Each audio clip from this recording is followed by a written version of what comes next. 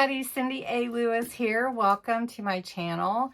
Today we're going to be making a masterboard. I know that we did one just yesterday, but we're going to do another one. This one's going to be a little bit different.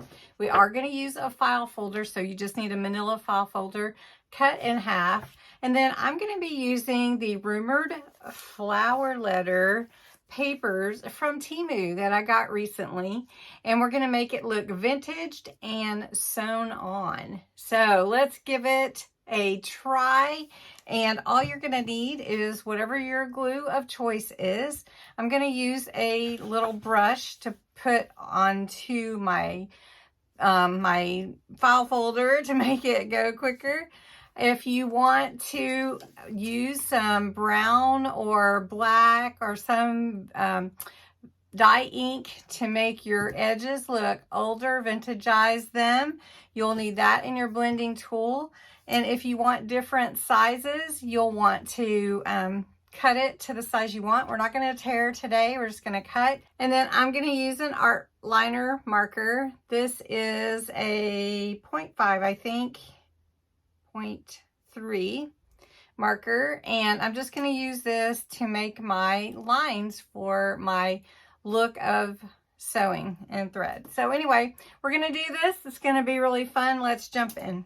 Masterboards are super fun, and you can scan them when you finish making them, and then you'll have them forever. You can print them and print them and print them, but also it allows you to use up scrap paper, and you can use these for your junk journals, your backgrounds of cards. You can make tags, so many different uses for this. So I've already cut my manila file folder in half.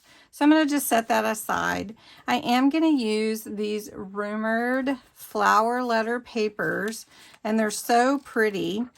This is what I'm going to use for my my masterboard. So I'm just going to pull some out. They're already really beautiful. They don't really need much of anything. Let's just pick some real pretty ones. Not exactly sure how many we'll need. Probably 8, maybe. There was one pretty flower I wanted. I saw, oh, that's pretty. You see, I get sidetracked by my papers, and there's one big pink flower I saw. I don't know if that one's it or not, but we'll use these. And what I do like to do is I do like to vintagize, as I call it. And all I do is take a blending tool and go around the edges of my papers. I do this for a lot of things because I like the old look, the vintage look. And so I call it vintagizing. So I'm going to do that real quick to all of these. Right, now I have all my papers ready to go. They're so beautiful. These papers are just gorgeous. I'm going to set them aside. And now all I really want to do is cover this. And I'm not going to cover each picture. I'm just going to spread my glue all around the edges of this file folder. And if I need more, I can get more. So I'm just going to take my brush. This is just a foam brush from Dollar Tree or your craft store, wherever. And I'm just going to spread this all around the whole folder. If I find that I need more, I will add more. And I think I do need just a tad bit more, because you are going to be, you want this to go edge to edge, and you are going to be cutting your masterboard. So you do want to be able to not have anything lift. All right, so that's pretty well covered. Let's see, I'm going to put this over here on that so it doesn't do anything, stick to anything. And then we've got a little here, and we can always add more glue as needed. Okay, so I'm just going to take all my pieces, and then I'm going to lay them down. Now, if I overlap them, which I will, then I'm going to need glue on that piece, right? So we're going to do this. So I'm going to put this here, and then you can see I need to add glue to this part of the paper. And put that down, and then let's do this one here. Oh, I'm covering up that pretty flower. I don't want to go that far down. Okay, and then I'm going to put glue here so that it all is really pretty. And then let's see, I've got this one, and instead of using the whole thing, I think I'm going to cut this one so that I can preserve the rest of that. And just go over this edge here.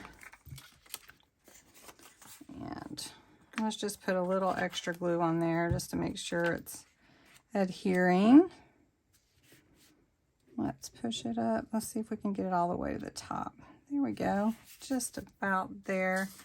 And then I have this piece, and I can use it over here, and I'm just going to add a little more glue, and then a little glue here because I think that's going to go over. Now see how fast it is? Really, it's a very fast project. There we go. Now if you want more, you can add more. Then I need something along this line. So I'm just going to cut this piece. I'm going to cut it about 1 inch wide. They don't all have to be the same. So I've cut it in 3 different widths here. And wherever I didn't already have my vintagizing ink, I want to make sure that I get that on there. And this is just a craft mat, by the way. If you're looking at that going, where did she get that? It's just a craft mat. You can get them just about anywhere. Hot glue doesn't stick to it, and you can clean it, and it's really cool. So you can get those. This one's from Crafter's Companion, but you can definitely get it just anywhere. Okay, you can see this is going to go over. So I will end up cutting that part off. And then I just need a little piece up here, so I'm just going to cut this and put it right here.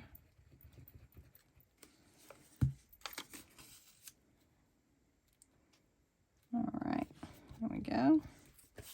Now if I want to, I can go ahead and cut this. I think I will.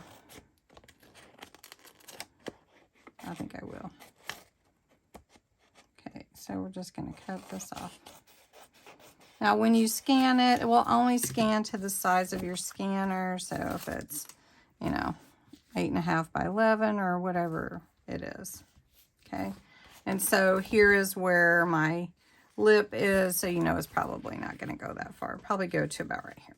All right, so what we're going to do now is you can add whatever you want. You can add washi, you can add all kinds of decorations.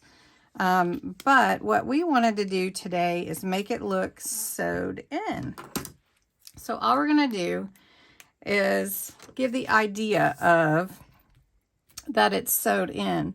And so there's a couple different ways to do that. I just have my marker, and you can go with your stitches just up and down like this, and it actually looks sewed in like that. And so if you wanted your pieces to look sewed in, just every 1/4 inch or so, you're just going to go around that edge. And then on the side that doesn't have an edge, go ahead and just go to the edge of the paper. Now you can also do a zigzag stitch, right? So if we wanted to on this side, let's just do a zigzag stitch here. So a zigzag stitch is just your mountains and valleys. And you just want your lines to be relatively close to the same size, because mountains and valleys, right?